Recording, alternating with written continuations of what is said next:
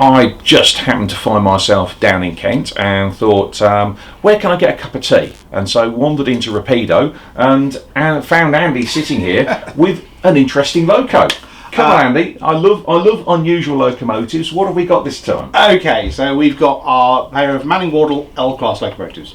So these were built by Manning Wardle in Leeds. They were a sort of officially an off-the-shelf product. So it was a standard design, but Manning Wardle specialised in tailoring locomotives for different uses and for different customers.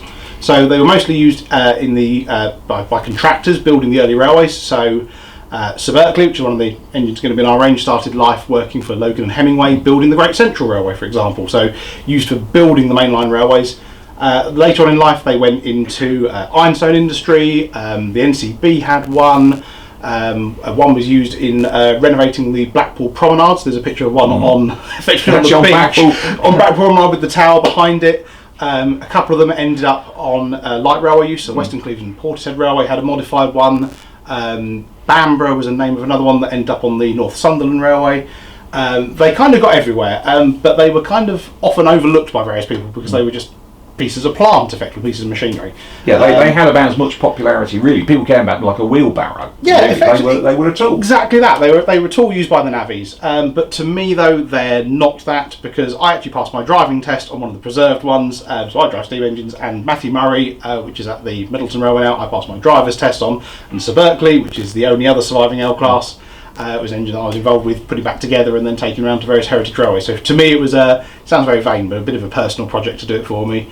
And it offers something different that's not really been seen in the ready-to-run world before. Not really seen in the 4mm ready-to-run world. Of course, there is a 7mm ready-to-run version, which has proved popular. Absolutely. So that's the slightly smaller K-class. Yes. And again, really popular, very quaint. And the lovely thing about them is there's lots of variations of them. So there's the open cab, there's the enclosed cab, there's different arrangements of pipe work, wheel washers, the cab completely changes, all the controls inside change.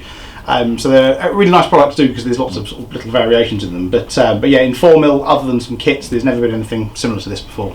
And presumably that means you'll be able to roll it out into a number of liveries fairly simply, making a good useful product in the range. And yet people like these little locos. Yeah, so we know that lots of people have micro layouts, lots of people have limited space at home these days. Quaint things sell well, colourful things sell well, so lots of the contractors have bright colours. So Logan Hemingway was a very bright apple green and dark green.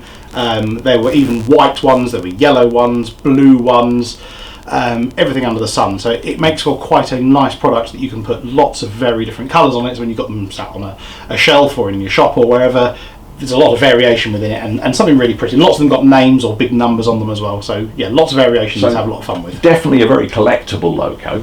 I hope so. So you'll be able to do that. And as I say, with all the variations on, it's quite an unusual looking loco, I think. It's very, very tall. You know, the tanks are quite narrow. Yeah, so they are a very petite loco. You don't really notice it here, but even compared to the Y7, they're not much bigger than that. They were designed to be very economical, one-man operation. The springing, it had a very weird compensated spring, so you see the springs above the running boards, but then they were linked below the running boards. They look very different, very tall, but they were designed to be good for visibility, so you haven't got wide bits that the driver has to lean to see around, because when he's one man working, you don't want to run any navvies over. Open cab version with just a weather board, which is amazing. It does protect you from the rain when you're at least moving forwards. Closed cab versions, handrails on them. They are very quaint. They're very of an era. So you know, these were built from the late 1880s through to the early 1900s. Very of their time, and very different looking, which I think will help to sell them. The wheels as well on Manning Wardle engines have these lovely double bosses on them, which is the only company that did that. So we've tooled up two versions of wheels. So these have both got different wheels on them. You end up with different smoke box doors, different smoke boxes. The tanks are different. There's lubricators. There's not lubricators. Yes, toolboxes. I can see the smoke box door on one of them. It appears to be cut off at the bottom. Yeah, and that's so it clears the buffer beams. If you look at the buffer beams, the buffer beams sit up high or have a little dip in them, and so the smoke box door is round with a flat on the bottom, so it goes over the top of the door. In later life and preservation, some of these were vacuum fitted, so those will be optional parts we'll offer.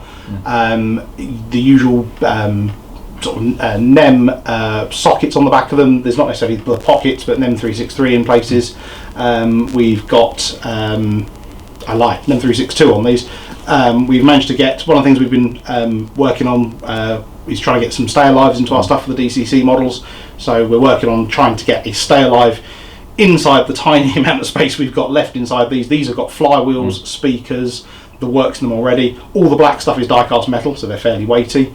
Yes, there's quite a bit of weight there. Also, is the centre axle sprung? Ever so slightly, so there is a little bit of movement in it and a spring in there, so it helps with track adhesion. So yeah, they're quite high spec for what I think is a reasonable amount of money.